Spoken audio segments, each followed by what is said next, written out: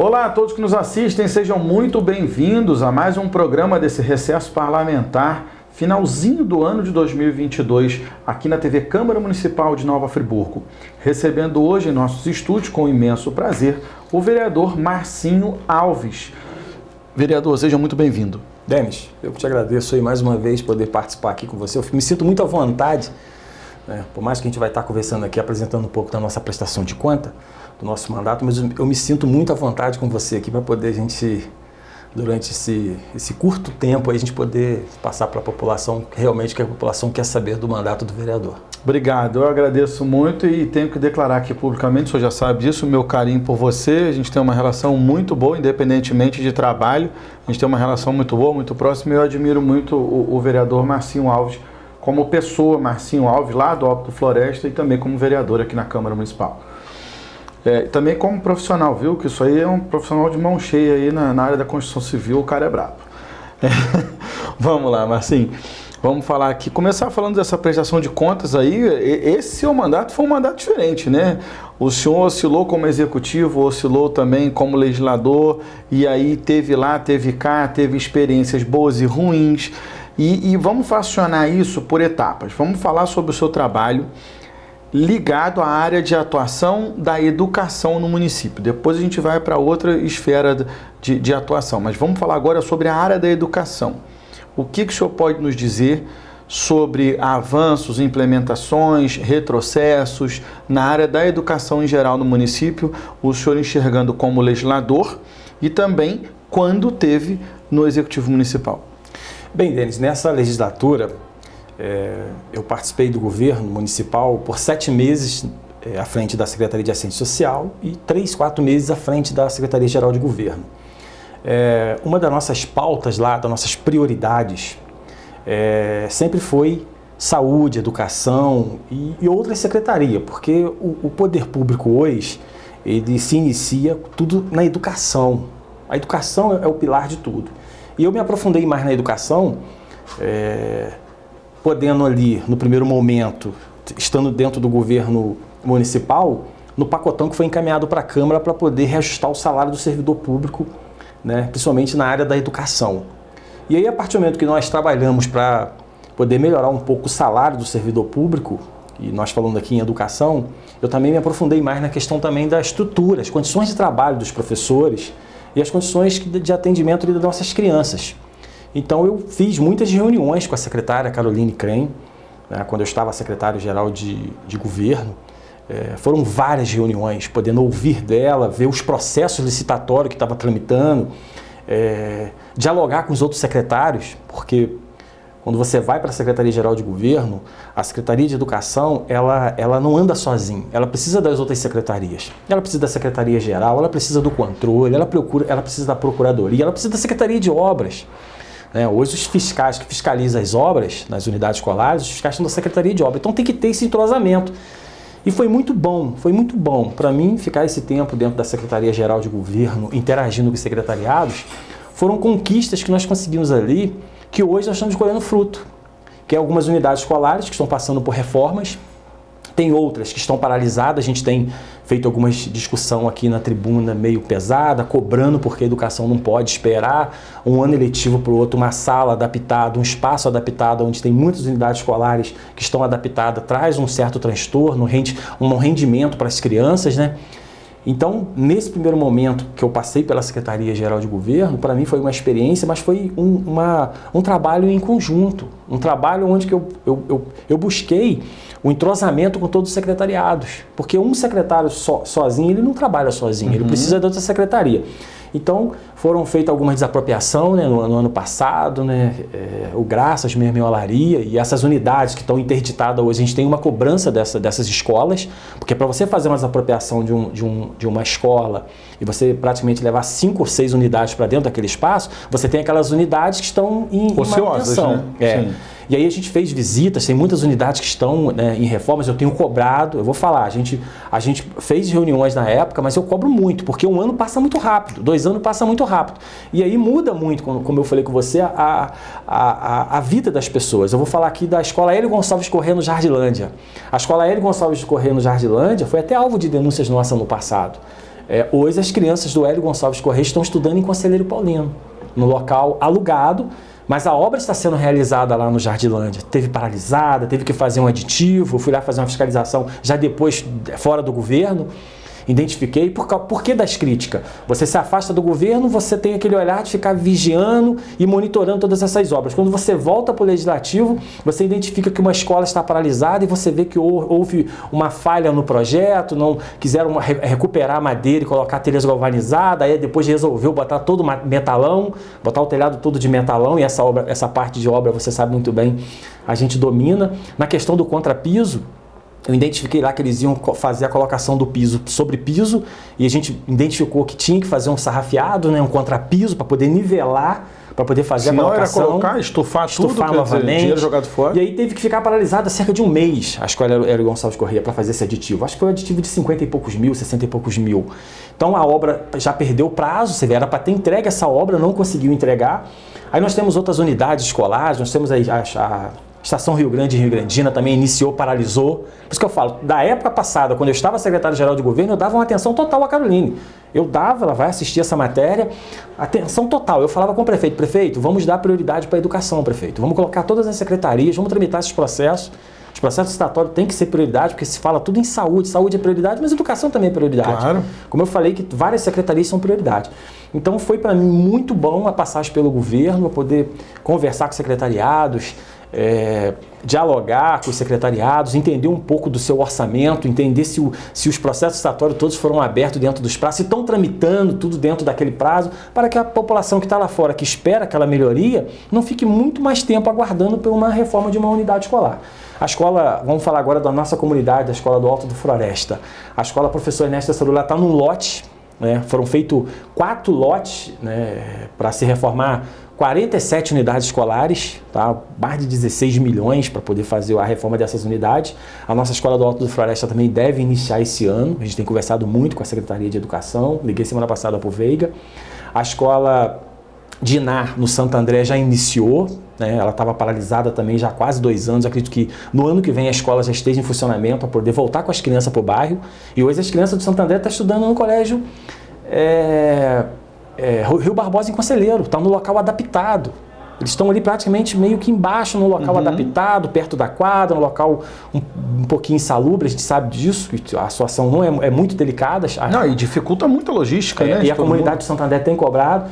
Então foi uma área que eu atuei muito. Eu peço desculpa aqui a muitos que estão aí acompanhando, né, e vai estar sendo feita essa divulgação, que eu não estou citando o nome de outras unidades escolares, mas eu posso lhe falar que a gente está envolvido em mais de 30 unidades escolares, praticamente quase todos os lotes das escolas estão no lote, e aquelas unidades que também foram a licitação separada, como a própria escola, o Complexo no São Jorge. Né? Para finalizar, a creche Santa Terezinha no São Jorge, você vê como é que a gente tem o conhecimento. A creche Santa Terezinha no São Jorge foi feita em cima de uma galeria. Tem várias rachaduras, colocando em risco as crianças e os profissionais daquela unidade. Então a gente está cobrando que o Complexo no São Jorge, que já tem mais de 10 anos paralisado, tá, para fazer o processo licitatório agora, para terminar aquela obra, para a gente poder, né, realocar aquelas crianças no local seguro e abrir mais vagas. Porque o que a população quer? A população quer mais creche, quer mais escolas, justamente para a gente poder acabar um pouco essa fila. Nós temos uma fila muito grande de pessoas aguardando, né, uma vaga na escola, numa creche, para poder matricular o seu filho. E aí a gente vai continuar cobrando, divulgando. Se tiver que denunciar, a gente vai denunciar também o Ministério Público. Então a parte da educação, para mim, está sendo uma parte muito importante dentro do nosso mandato. E com essa passagem do senhor por lá, o senhor tem esse contato que o senhor tem com a Secretaria de Educação, o senhor tem algum panorama de nos informar, por exemplo, o que será feito com escolas como Odete Pena Muniz, por exemplo, que continua ocioso, parado? Isso tudo será o quê? Será feita uma reforma em todas as escolas? As crianças voltarão para lá? O prédio será inativado? Com a compra de outro, usando o exemplo do Graças aqui, né? Com a compra de um novo edifício, existe um plano para esse prédio ou não? Isso corre risco de ser tombado como patrimônio do município devido a tanta história e o casarão e essas coisas? Como é que fica isso na visão do senhor? O Odete não vai voltar mais para o local que era. Projeto, o que vai ser ali? Eu não posso lhe falar o que o prefeito pensa em fazer onde é o Odete. Eu posso lhe falar que já tem um processo citatório que foi feito, ou tem uma impugnação pela justiça, tem uma questão judicial que envolve a reconstrução. O Odete vai ser reconstruído em outro terreno. E a gente espera que muito em breve resolva todo esse imbróglio. É como eu lhe falei, quando eu estava lá, tinha uma cobrança muito desse secretário-geral, para poder a gente buscar caminho para poder iniciar essa obra o mais rápido possível. E você tocou num ponto que eu estou muito a par do que está acontecendo. Então a informação que eu tenho é que a escola, ali na onde que sempre foi a escola Odete Pena Muniz, onde a minha irmã estudou, em frente à Polícia Militar. Em frente à Polícia Militar. Minha irmã estudou, não será mais ali. E o que o prefeito pensa em fazer ali, aí a gente não tem essa resposta desse local. Entendi. Então agora vamos para a área da saúde, que é uma área que a gente já viu o vereador Marcinho marcando audiência pública, sessão específica, convidando pessoas, secretários, funcionários a darem explicações, fiscalizações em loco. A gente já acompanhou isso desde a época da gestão Renato Bravo. Como é que o senhor visualiza toda essa oscilação que vem acontecendo na saúde pública do município? Isso aí, o senhor estando como secretário de governo ou não, o senhor fazendo parte do governo ou do parlamento, como é que o senhor identifica tudo que envolve a saúde pública, inclusive chegando até esse recente ofício da prefeitura sobre aviso fiscalizatório, aviso de como se fosse, abre aspas, uma permissão para a entrada no Hospital Municipal Raul Sertã? Bem, Denis, no mandato passado, nós trabalhamos muito focado em melhorias na área de perguntar, também incluía aí a cozinha do Raul Sertã. No mandato passado, foram 4 anos martelando a saúde do município. 4 anos. Falta de medicamento, atraso com as cirurgias, locais insalubres, questão salarial, alimentação, que nós vamos entrar para falar na alimentação, foi caso de Polícia Federal, alimentação no mandato passado, e no presente tem acontecido situações muito parecidas da situação que aconteceu no passado. Mas vamos falar de algumas melhorias que no início aconteceu. Nós podemos falar de coisas contrárias, mas vamos falar um pouquinho das coisas boas. Foi encaminhado para a Câmara o pacotão do reajuste para os servidores, que também reajustou a questão dos servidores da saúde. Nós tínhamos ali trabalhadores que trabalhavam nos serviços gerais do Hospital Raul Sertã e ganhavam menos do que um salário mínimo. E tinha a questão de médicos também que ganhavam um salário muito, muito pequeno, e na hora de fazer um processo seletivo não era muito interessante o médico fazer. Então, quando no início do ano passado, do nosso segundo mandato, eu já estava também lá na Secretaria-Geral de Governo, e a gente fala um pouquinho de lá, porque nasceu de lá, eu questionava muito o prefeito. Prefeito, está se falando muito em aumentar o salário do médico, mas nós estamos esquecendo dos técnicos de enfermagem, enfermeiro, de todas as especialidades dentro do Hospital Raul Sertã, limpeza, no geral. E aí conseguimos no final do ano aquele reajuste que deu uma igualada. Não é aquilo que a gente quer, A saúde precisa a gente pelo menos equiparar esse piso aí do pessoal da enfermagem, técnico de enfermagem, enfermeiro. A gente está muito longe do que a gente quer, mas já foi dada uma melhoria. E aí, depois dessas melhorias, eu identifiquei os atrasos com compra de medicamentos. E aí nós tivemos brigas para poder colocar o nosso almoxarifado da maneira que a gente queria. Hoje a gente vê muitas reclamações das pessoas reclamando que tem que comprar medicamento dentro do Hospital Raul Sertã, que são entes queridos. Isso acontece, isso tem acontecido. E eu cobrei muito quando eu estava lá, cobro muito agora aqui na Câmara, a tramitação dos processos. Um dos avanços nosso lá, Denis, que foi uma marca para mim, foi criar-se mais uma comissão de pregão na prefeitura. Porque nós tínhamos praticamente 2 comissões e nós passamos a ter 3 comissões de pregão. Isso ajuda muito a tramitar os processos solicitatórios. E aí as cobranças desse secretário à época, o vereador, foi: quando abrir seu processo, vigie o seu processo, faça seu processo tramitar com uma certa urgência, para que não falte dentro do Hospital Raul Sertã materiais como faltou de urologia. Eu lembro uma época aqui na Câmara, que nós estava pegando fogo aqui na Câmara, os médicos urologistas tinham até pedido demissão, e nós estávamos com um processo para comprar materiais para urologia, que é catéter duplo J, ótica, outros materiais para urologia, que eu, como secretário-geral de governo na época, convidei os médicos para conversar com eles para saber o que eles queriam, o que estava acontecendo. Era salário, era condições de trabalho? Era condições de trabalho. Eles queriam operar, eles queriam fazer o procedimento, mas faltava o material. Então a nossa passagem lá e aqui continua a mesma coisa, cobrando agilidade nos processos licitatórios, para compra de medicamento, compra de material, para a gente poder fazer os processos de cirurgia dentro do Hospital Raul Sertã, desafogar o Hospital Raul Sertã. E foi um avanço também as nossas cobranças do passado na questão das atenção básica. Teve uma melhora também na atenção básica, está muito longe ainda. Mas teve uma melhora, teve processos seletivos que contratou um pouco mais de especialista para o esporte e saúde, porque tudo se inicia na atenção básica. Claro. Então também teve um avanço, mais longe ainda do avanço que a gente quer. Hoje a demora para você, eu tenho reclamações que no posto de saúde de algumas unidades, vou fazer a fiscalização, que só vai começar a marcar clínico agora só no início do ano que vem. Como que você vai num posto de saúde e você não consegue marcar um clínico geral? Então, se você não consegue marcar um clínico geral para você ir para um especialista, você já tem dificuldade. Aí, na hora de marcar um exame, então, o governo ainda precisa focar muito a saúde. Focar, que eu digo, ter mais a especialidade, ter o clínico geral, ter uma cota de exames maior do que se já tem, porque demora muito. Nós temos muitos exames que estão no sistema, que é exames que estão no vermelho, e quando você falava no passado que o vermelho era 30 dias, o vermelho hoje está levando 60, 90 dias para liberar um exame no vermelho. Paciente que faz tratamento de oncologia, está tendo demora para liberar um exame. E oncologia tem que liberar rápido. O exame de oncologia entra no vermelho. Então, está precisando muito melhorar essa área. Mas a gente tem cobrado, tem fiscalizado, tem criticado aqui na Câmara. A gente fala sempre com o prefeito. Essa semana eu respondi algumas pessoas falando, que o Natal bonito, está muito bacana, muito iluminado. Eu falei, sim, tem que ficar. Eu parabenizo a pasta do turismo. Porque a gente não pode só criticar, a gente tem que parabenizar. Mas eu queria que o mesmo foco que o secretário de turismo tem na pasta dele, que o secretário de educação, a secretária, Nicole, que ela tivesse também na saúde. Perdão, de saúde, você falou educação, desculpa, só corrigindo aqui. Vamos corrigir.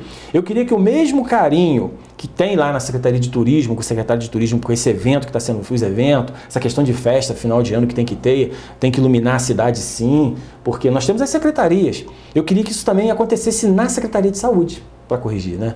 Porque a Secretaria de Saúde é uma pasta que foi gasto no ano de 2021 para 2022 mais de 200 milhões.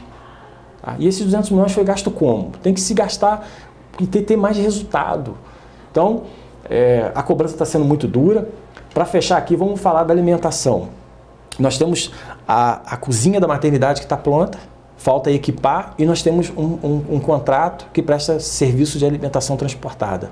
E agora, recentemente, fecharam-se um contrato também no Hospital Raul Sertã de mais de 4 milhões por 6 meses de comida transportada no Hospital Raul Sertã.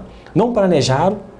Por que não planejaram? O prefeito foi chamar os copeiros para iniciar os trabalhos no Hospital Raul Sertã já depois que a empresa anunciou a entrada para prestar o serviço de comida transportada no Hospital Raul Sertã, porque a empresa do passado que servia alimentação no hospital, o serviço de copeiro era de responsabilidade dela. Hoje a empresa que ganhou a licitação emergencial para fornecer alimentação, ela chega na porta do hospital, ela entrega alimentação e as nutricionistas do hospital e os copeiros do hospital que fazem a distribuição da logística dentro do hospital. E eu fui ver agora recentemente o prefeito publicando para poder chamar o pessoal de copeiro para poder trabalhar no hospital. Não concordo com isso, nós temos uma cozinha excelente no Hospital Raul Sertã, que dá para assumir o serviço, dá para gerar uma economia grande para o município, porque 1,6 milhão por 6 meses, com a comida feita dentro do hospital, você pagar 4,2 milhões numa empresa que é alimentação transportada, por mais que se gasta muito, é material descartável, é logística de levar, essas coisas, mas dá para se fazer dentro do hospital. Mas para isso tem que ter foco, tem que querer. Tem que querer, não pode deixar a cozinha chegar àquele ponto que chegou, porque deixar a cozinha chegar àquele ponto é meio que querer mesmo contratar uma comida transportada. E muitas outras coisas que a gente tem cobrado do executivo, relacionado aos aparelhos que faz cirurgias de vídeo, que está parado lá desde a época do governo do Renato, faz cirurgias por vídeo, né? Cirurgias que vão... Assim, o paciente chega para fazer uma cirurgia de vesícula, ele faz um certo corte, né? As cirurgias da época antiga, hoje a gente tem essa tecnologia, nós temos esses aparelhos parados dentro do centro cirúrgico para fazer 4, 5 furinhos, não é muito minha área, eu entendo o aparelho, mas não é minha área como que se identifica ali a cirurgia, mas as pessoas comentam que é 4, 5 furinhos para fazer uma cirurgia de vesícula e esses equipamentos estão parados dentro do centro cirúrgico. Então a gente tem cobrado, a gente tem falado... Por qual motivo? A gente cobra através de requerimento de informação. Acho que falta um pouco mais de vontade, Denis. Porque eu cobrei isso quando eu estava lá na época junto. Eu criava metas para a secretária. Falava, prefeito, a gente precisa abrir o centro cirúrgico do Hospital Raul Sertã. Abriu o seu centro cirúrgico, demos prazo até dezembro do ano passado. Eu estava lá na inauguração. Nós demos prazo também para iniciar com as cirurgias de vídeo, né? Mas aí, infelizmente, a gente não vê hoje esse foco. A gente lamenta muito, por isso que esse vereador aqui é meio brigão na tribuna, porque eu cobro mesmo. Quando você senta numa cadeira de secretário, você tem que saber a responsabilidade que você tem ali, que são vidas, são vidas. E uma cirurgia hoje que você faz a laser, você pode evitar que o paciente venha pegar uma infecção, né? Porque é uma cirurgia que faz com uma certa agilidade, a recuperação também é muito mais rápida, os aparelhos estão paralisados no hospital. Vereador, a gente falou sobre educação, falamos sobre saúde aí, mas vamos fazer um fechamento aí desse ano de 2022 aí, das fiscalizações, da prestação de contas em si, do mandato do vereador Marcinho Alves. Bem, iniciamos o nosso mandato em 2021, né? Nós ficamos 7 meses na Câmara. No 7º mês, em julho, eu fui para a Secretaria-Geral de Governo, como eu falei, Secretaria de Assistência Social. O que eu posso passar aqui para a população que está em casa nos assistindo é que a gente tem foco. Eu sou um vereador que eu tenho foco. Quando eu foco, né, eu acabei de falar aqui na educação, eu tenho sido criticado lá pela equipe da educação, porque eu faço um discurso duro aqui na tribuna. O meu discurso é duro por quê? Quando você assume uma secretaria de educação e você tem um orçamento para você fazer as reformas, você tem que tramitar com agilidade aqueles processos, e assim eu fiz. Quando eu estava secretário-geral de governo, eu estava parceiro e cobrava, eu sempre fui um cara muito duro quando eu estava lá. Passei a ser mais duro ainda estando do lado de cá. Então, o fechamento esse ano é muitas conquistas para a educação, principalmente no ano que vem, de algumas unidades escolares que vão ser inauguradas aí com as reformas ou reconstruídas. Dar um exemplo aqui da creche lá do Parque das Flores. Eu estava secretário de Assistência Social, terminei a obra na minha gestão, entreguei a obra para a Secretaria de Educação, mas até hoje a obra não foi inaugurada. A obra está lá pronta, só precisa só de uma logística de ver quantos servidores vão precisar, vai abrir vaga ali para mais de 70 crianças. Então a prestação de conta é assumir uma responsabilidade dentro de um governo, peguei uma obra paralisada, que era de responsabilidade da Secretaria de Assistência Social, onde eles falaram que lá seria o Conselho Tutelar. Não entendi de maneira alguma por que na época falaram que ele tinha que ser Conselho Tutelar no Parque das Flores.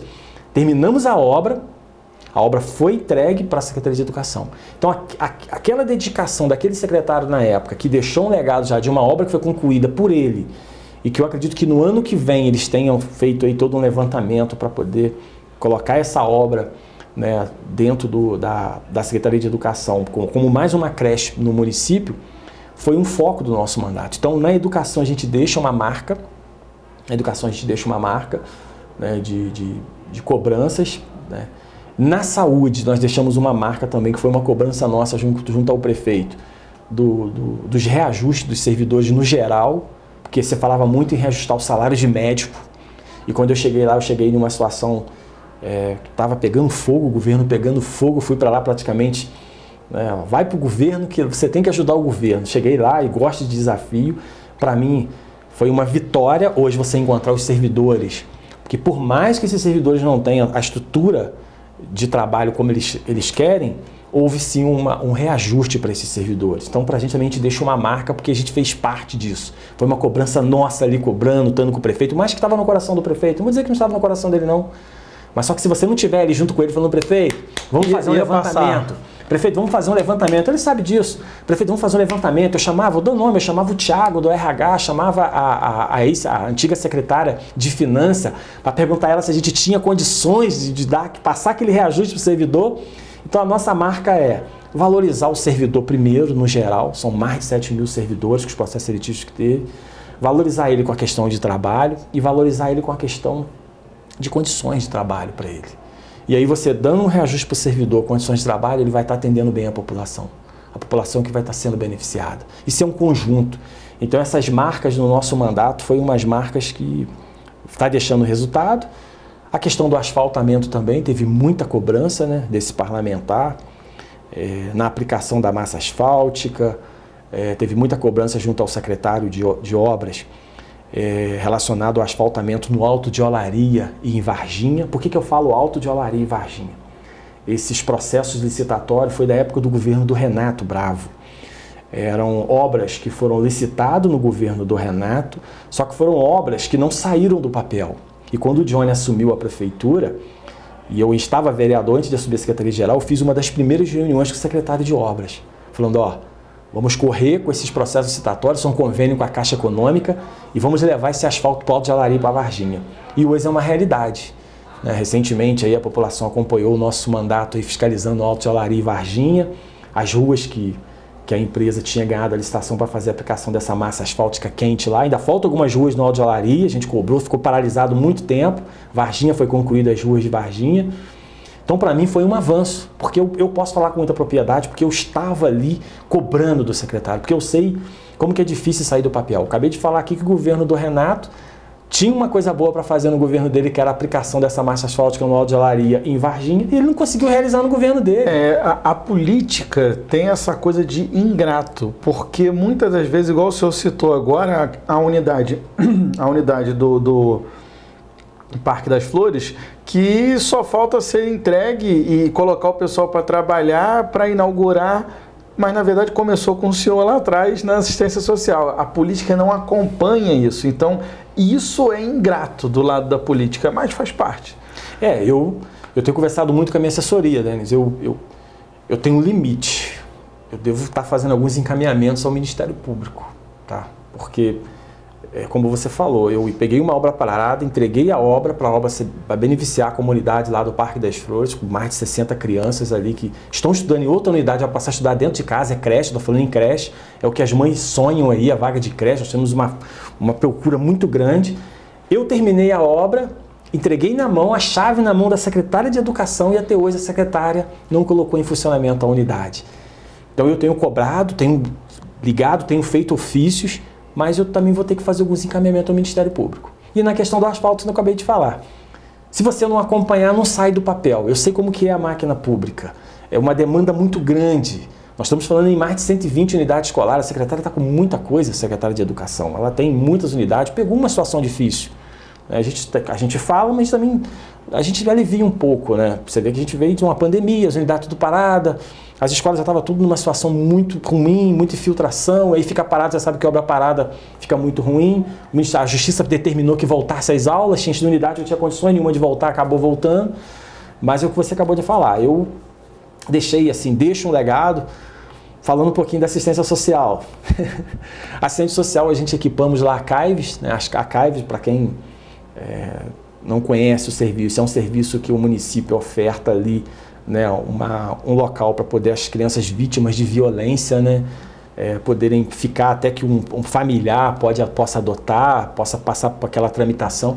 A casa que eu peguei lá na época com 22 crianças, me apaixonei pela casa, tomei conta, tive que trabalhar como cuidador, que estava faltando cuidador, tomando conta, 2 plantões de 24 horas com o bebê junto com os outros cuidadores. Colocamos lá a mobília para as crianças, coloquei câmera para filmar toda aquela casa, porque teve situações no passado que foi denunciado de maus tratos àquelas crianças. Monitorei toda a casa na minha gestão, claro, só em determinadas situações dentro que não pode monitorar, né? Só locais que são proibidos, banheiro, alguns locais de troca, mas corredores, cozinha, tudo monitorado, a CAIVES. Compramos equipamentos novos, como máquina de lavar, secadora, fiquei sabendo recentemente que nem colocaram para instalar ainda, mas o que eu te falei é foco para concluir. O Café do Trabalhador na rodoviária, na antiga rodoviária urbana, nasceu por esse parlamentar, quem indicou o espaço fui eu, né? E aí eu não estava lá para fazer a inauguração, era período de campanha, eu não poderia estar, né? Foi um trabalho desse secretário com a equipe, eu quero também colocar a equipe da assistência social na época comigo, que ficava procurando os locais no centro aqui para a gente poder fazer a implantação do Café do Trabalhador. E tem um restaurante popular também, deixei também, está lá plantado o restaurante popular, acredito que pro ano que vem a gente vai ter um restaurante popular em Conselheiro Paulino, que foi um espaço lá da antiga oficina, um espaço muito bacana, almoxarifado para assistência social, né? Conseguimos fazer uns processos licitatórios ali para compra de cestas básicas. Quero entrar agora aqui numa parte, Denis, que eu não divulguei isso na assistência social, mas essa semana aconteceu um caso de um falecimento que uma família não tinha como pagar o plano, não tinha como pagar o funeral. E quando eu estava secretário de assistência social, eu deixei 100 sem translados, sem sepultamentos, né, na assistência social, porque as pessoas que não têm condições de pagar né, de custear, né, o velório, o enterro. Custear um plano para poder custear. Sim. Você, através da assistência social, a assistência social vai falar com a família que ele tem o direito, o pessoal também que faz o sepultamento também, tanto da PAF como da SAF, eles também sabem que a assistência social cobre isso. Isso foi no nosso mandato. E aí a gente vê aí que várias famílias foram beneficiadas, né? É difícil falar nisso. As pessoas podem olhar lá do outro lado e falar, falar em plano funeral, sim. Falar em plano funeral, sim, onde que a prefeitura possa ofertar isso para a família. Pior se as pessoas não pudessem receber. Sim, não, a dignidade da pessoa humana passa por isso também. Então, assim, foram vários avanços no nosso mandato. Vários avanços no nosso mandato. E uma coisa boa, passei pela Secretaria-Geral de Governo, passei pela Secretaria de Assistência Social. Todo mundo que eu deixei lá são pessoas que, quando eu encontro na rua, lamentam a nossa saída, né? Respeitamos todo o servidor, não entramos para tirar, fazer politicais. Eu olhei cada servidor na época que se encontrava. Quando eu contratei alguém para colocar, para trabalhar, era para poder dar uma agilidade maior, não mexi em ninguém que é profissional, pessoas que já vem de mandato passado, respeitei pessoas, mas esse aqui é do governo passado, não quero saber. É profissional, vai ficar. Porque sempre acontece isso. Então, o que eu posso falar com você, que a gente deixamos de legado, foi tudo isso que eu acabei de falar agora. E para mim, foi uma experiência muito bacana e a gente segue firme aí, que ainda tem 2 anos de mandato ainda para apresentar mais coisas boas. Marcinho, eu agradeço aí a sua estada aqui comigo nessa entrevista. Você pode ficar à vontade aí para falar, finalizar aí para o pessoal que está em casa, qualquer coisa que você queira. Denis, quando você entra na vida pública, e como eu entrei na vida pública, você tem que ter paixão, você tem que ser apaixonado no que você faz. Quando você falou aí de construção civil, eu sou apaixonado em construção civil. Eu posto nas minhas redes sociais o trabalho que eu faço lá em casa. Trabalhei com arquiteto aqui no centro, fiz várias obras aqui no centro aqui para muitas pessoas aí, remate, acabamento. Eu fiz muitos amigos dentro da construção civil. E eu deixei a construção civil para me dedicar 100% exclusivamente ao mandato de vereador. Você sabe que tem pessoas que tentam conciliar o seu trabalho e o seu mandato de vereador. Não. Como eu sou apaixonado, deixo meu telefone ligado 24 horas. Eu posso não dar conta, Denis. Posso não dar conta de resolver tudo. Às vezes eu me frustro porque eu não consigo resolver tudo que as pessoas me pedem. Mas no meu coração eu estou sempre disponível para poder fazer o meu melhor. Sabe? A pessoa sair satisfeita. A pessoa, ela não precisa nem te agradecer. Mas quando eu chegar em casa, que eu deitar minha cabeça no travesseiro, eu falar, não, graças a Deus, Senhor, que eu pude ajudar, fui útil hoje. E é isso que eu penso sempre na vida pública. Enquanto eu estiver vereador, ainda tem mais 2 anos, né? Primeiramente pedir a Deus saúde, e é para a gente concluir esses 2 anos de mandato ajudando o próximo, que isso é gratificante demais, isso é bom demais. E para finalizar, Denis, desejar aí nós já estamos aí, mais um Natal, o ano voou. Dar para as pessoas aí um Feliz Natal, um Feliz Ano Novo, né? Nós estamos vivendo um momento muito difícil, muitas pessoas... vai passar algumas marcas, né? Tem pessoas que perdem um ente querido, pessoas que estão desempregadas, pessoas que passam muitos problemas. Tem uns que estão passando o Natal melhor, outros estão passando o Natal um pouquinho com dificuldade, mas sempre colocar o foco em Deus, pedir a Deus que Deus vai abrir as portas, que a gente vai poder, né, superar tudo aquilo que a gente passou. E mais uma vez, né, muito obrigado aí por tudo aí, a toda a equipe aí pelo carinho. Eu me sinto muito à vontade aqui. O tempo passou tão rápido, né? Mas é isso, desejar a todos aí um Feliz Natal, Ano Novo, um beijo no coração de todos vocês, que Deus abençoe a todos nós. Eu agradeço demais aí os seus elogios, são recíprocos, o senhor sabe disso, que é verdade. A você aí de casa também, muito obrigado pela sua audiência, companhia e carinho. Fiquem todos com Deus, tenham uma ótima noite e até a próxima.